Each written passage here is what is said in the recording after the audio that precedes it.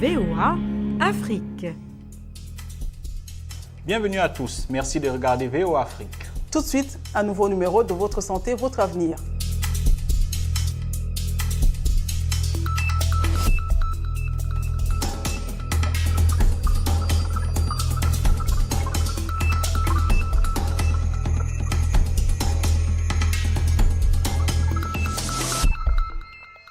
Votre santé, votre avenir, c'est votre rendez-vous hebdomadaire consacré à la santé et au bien-être. Cette semaine, nous parlons du cancer du sein. Le cancer du sein, une maladie grave, des spécialistes avertissent d'ailleurs qu'en 2030, le nombre de femmes victimes du cancer du sein pourrait presque doubler pour atteindre 3,2 millions par an. Nous essaierons de comprendre pourquoi. Le cancer du sein est une tumeur maligne de la glande mammaire. Autrement dit, c'est un cancer qui naît dans les unités cellulaires dont la fonction est de sécréter le lait, essentiellement chez la femme. Une femme sur 8 développe un cancer du sein au cours de sa vie. 8 cancers du sein sur 10 se déclarent après 50 ans. C'est le premier type de cancer chez les femmes. La multiplication des cancers, dont celui du sein, s'explique par l'augmentation des facteurs de risque de cancer connus liés à la transition économique rapide, l'inactivité physique, une mauvaise alimentation, l'obésité et des facteurs reproductifs, comme par exemple le fait de procréer à un âge tardif. L'un des problèmes, c'est que la plupart des femmes ne se font pas dépister. Un examen qui pourtant pourrait bien leur épargner pas mal de peine. La question que vous vous posez certainement est celle de savoir comment éviter ce cancer. Cette question, nous l'avons posée au docteur Adam Ali. Il est cancérologue. Alors, le cancer du sein est un fléau mondial. On déplore chaque année plus de 14 millions de nouveaux cas de cancer, c'est-à-dire plus de 25% des cas de cancer dans le monde. Et l'Afrique n'est pas épargnée. En Afrique, on déplore 135 000 nouveaux cas de cancer dans le monde, c'est-à-dire 28% des cancers féminins. Comment les prévenir? En fait, c'est la question que tout le monde se pose. Et les réponses sont de 3 types. D'abord, connaître les facteurs de risque du cancer qui sont communs à tous les types de cancers, c'est-à-dire le tabagisme, l'alcool, les déséquilibres alimentaires, quand il y a trop de sucre, trop de gras, trop de sel et pas assez de fruits et légumes. Il y a l'obésité et la sédentarité, donc qui sont des facteurs de risque qui sont évitables. Deuxième facteur de risque, ce sont les facteurs de risque qui sont spécifiques au cancer du sein. Donc ces facteurs de risque, c'est par exemple les règles qui sont précoces. Vous avez la ménopause qui est tardive. Vous avez les traitements substituts hormonaux du cancer, de la ménopause. Vous avez aussi des problèmes de traitement de la contraception. Donc, tout ça, ce sont des risques qui sont avérés, qui sont connus et pour lesquels il faut faire des dépistages précoces. Il y a ce qu'on appelle, par exemple, la mammographie, donc la radiographie du sein, qui permet, donc, avant même que la maladie soit déclenchée visible, qu'on puisse voir donc, ces facteurs à l'état infraclinique. Ça veut dire que c'est dans le sein. Et donc, ça, les dépistages permettent d'aller plus loin donc, dans les dépistages précoces. Donc ça, ce sont les facteurs de risque qui sont connus, les évitables, les spécifiques. Le troisième type de facteurs de risque, ce sont les facteurs de risque qu'on appelle héréditaires, qui sont une forte composante familiale, donc qui circulent dans la famille et pour lesquels 2 types de gènes ont été découverts, le gène BRCA1 et le gène BRCA2. Donc pour ces cancers familiaux, il faut un suivi médical à long terme. Donc il y a des examens oncologiques à faire pour lesquels on suit des familles. Voilà, donc ça, c'est vraiment les cas qu'il faut faire pour éviter les risques. La lutte contre le cancer est d'abord un effort individuel au regard des conseils que vient de nous donner le docteur Lee. Mais des organisations locales et internationales s'impliquent pour réduire la progression de l'incidence et de la mortalité du cancer chez les Africains. L'une de ces organisations, c'est Run for a Cure Africa, une association internationale sans but lucratif. Depuis 3 ans, cette association organise au Cameroun des tests de dépistage et des séances d'information pour aider les femmes à faire face à la maladie. Pour en savoir davantage, nous avons joint la présidente de cette association. Run for a Cure Africa Cameroun est une association à but non lucratif qui lutte contre le cancer du sein au Cameroun. Nous sommes basés dans plusieurs pays, et entre eux le Nigeria, le Ghana, et bien évidemment, nous sommes aussi aux États-Unis. Nous avons des activités spécifiques qui permettent donc d'atteindre nos objectifs. La première activité que nous avons, c'est les campagnes de dépistage gratuits. Les campagnes dont servent à amener des femmes vers nous, ça veut dire vers les organisateurs des campagnes. pour faire des dépistages au niveau de leur sein. On travaille bien évidemment avec une équipe médicale qui s'occupe donc de cette partie technique de notre organisation. Nous avons également des causeries éducatives dans les entreprises. Comment ça se passe? Nous allons dans les entreprises de la place et nous organisons des débats avec bien évidemment l'appui des médecins, encore une fois, et très souvent avec les médias. Et nous discutons donc de ce que c'est que le cancer du sein. Les gens posent des questions et les techniciens de la chose répondent en fonction des questions posées. Nous avons également des marches de sensibilisation. La marche permet donc d'allier la santé au sport. Vous savez que le sport est un élément important dans la lutte contre le cancer du sein. L'initiative de cette association est bonne en effet car cette maladie silencieuse est encore mal connue. Tout à fait, Rosine. Et c'est triste de voir quelqu'un mourir du cancer du sein. Je connais personnellement une parente qui est décédée. Le cancer avait atteint un stade où on ne pouvait plus la sauver. Ça s'était métastasé. C'est parti du sein à d'autres parties du corps. Alors, je crois que militer dans de telles associations sont une très bonne chose et peuvent sauver des vies. Vraiment triste.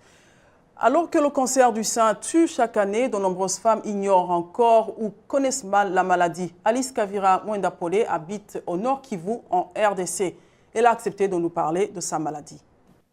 Beaucoup pensent que cette maladie, c'est une maladie pour les autres et parfois on a du mal à croire qu'on est atteinte de cette maladie. Alors moi, personnellement, je commençais à sentir des sortes de douleurs au niveau des seins. Alors j'avais du mal à aller chez le médecin parce que je me disais que parfois il y a des douleurs qui viennent et qui passent et puis je ne voulais pas croire au cancer des seins. Et quand les douleurs commençaient à devenir intenses, alors je me suis dit que ça valait la peine que j'aille voir un médecin pour ça. Nombreux disent que c'est une maladie héréditaire. Et moi, personnellement, si je regarde bien ma famille, personne n'a jamais été atteint de cette maladie. Mais Dieu merci, j'ai un mari qui me soutient toujours et qui a toujours été là pour moi. Et puis, quand je prends mes médicaments, je me sens encore normale. Donc, la vie continue. Je ne pense pas qu'il y ait quelque chose qui ait changé, à part, bien sûr, mes inquiétudes et tout ça. Mais quand je prends mes médicaments, ça va, la vie évolue. J'aime quand elle dit « la vie continue ». On sent vraiment que c'est une femme combative. Tout à fait, Rosine. Et d'ailleurs, il faut souhaiter beaucoup de courage à Alice parce qu'actuellement, Alice suit ce qu'on appelle un traitement palliatif, c'est-à-dire un traitement qui lui permet juste de soulager les douleurs. Et on espère pour elle qu'à l'avenir, elle pourra effectivement recevoir des soins parce que le traitement coûte effectivement très cher. Et espérons aussi que des associations comme Run for a Cure Africa, Afro-Cancer et d'autres pourront bientôt aider les populations dans les pays en voie de développement à accéder financièrement au traitement contre le cancer. Vos commentaires maintenant sur Facebook à propos du cancer du sein. Abdel Shafi Moussa Abakar Adoum du Tchad nous a écrit, il dit « Le cancer du sein attaque les femmes parce que certaines d'entre elles négligent ce que les médecins disent. Pour qu'on trouve la solution, il faut que les femmes soient prudentes et demandons à Dieu que ce fléau finisse, Inch'Allah. » Et puis Nguiambe Valentin du Tchad qui dit « Bonjour la VOA, le cancer est une maladie qui fait beaucoup de victimes dans le monde. Il faut former des spécialistes pour lutter contre cette maladie. » Et enfin, Diara Kanyume, il est de Bamako, au Mali, qui dit « Formidable émission ». Merci beaucoup, Diara. Merci à Diara et merci à tous ceux qui nous regardent du côté du Mali. Place maintenant à la question des téléspectateurs sur Facebook. Cette semaine, nous avons sélectionné la question de Steve Biko du Bénin. Il veut savoir si un nouveau-né peut être non porteur du VIH-Sida quand les deux géniteurs en sont porteurs. La réponse avec le docteur Aman Genkap. Le sida n'est pas une maladie héréditaire comme la drépanocytose. Le sida est une infection.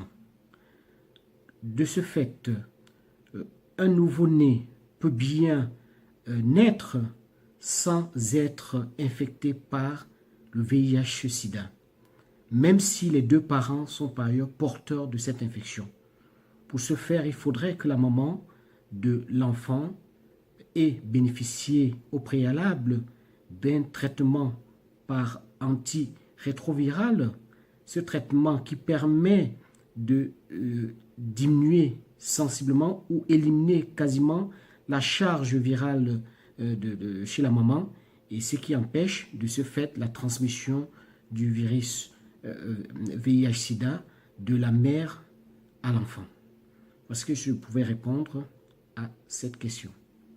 C'est bientôt le moment de se dire au revoir, mais avant, on a encore une rubrique qui est d'ailleurs la vôtre, puisque Votre santé, votre avenir vous tend le micro pour savoir ce que vous pensez des sujets comme celui de la santé, de la beauté et autres. Et dans cette édition, nous avons cherché à savoir ce que vous pensez de la prise en charge dans nos structures sanitaires. Les réactions ont été recueillies par notre correspondante Alex Kati Kataï. Non, c'est une prise en charge très précaire. Déjà avec la grève des médecins ici, ils ont radicalisé la grève dans tous les hôpitaux ici. Ça devient très difficile. Il faut juste faire le tour de certains dans différents hôpitaux pour comprendre que cette prise en charge n'existe même pas. Nous sommes parmi les rares pays d'Afrique qui, en termes de personnel, nous formons le personnel médical. Mais malheureusement, le service ne suit pas. Parce que sous d'autres cieux, c'est l'État lui-même qui prend en charge le service médical d'un pays. Mais malheureusement, ici chez nous, l'État est presque démissionnaire. Et lorsque l'État n'a pas un œil sur la santé de sa population, on est resté à la merci de tout le monde. La prise en charge médicale en RDC est défaillante. Justement, c'est lié aussi à l'économie même du pays. Aujourd'hui, les institutions hospitalières dans mon pays fonctionnent au rythme de l'économie même, de l'économie du pays qui est malade. C'est vrai que nous savons que ces secteurs essaient un peu de patauger. Alors, c'est ici que s'achève cette édition de Votre santé, votre avenir qui était consacrée au cancer du sein. Pour en savoir davantage sur le sujet et d'ailleurs sur d'autres sujets de santé, connectez-vous sur notre page Facebook voafrique.com. Merci de nous avoir suivis. Au revoir. À très bientôt. VOA Afrique.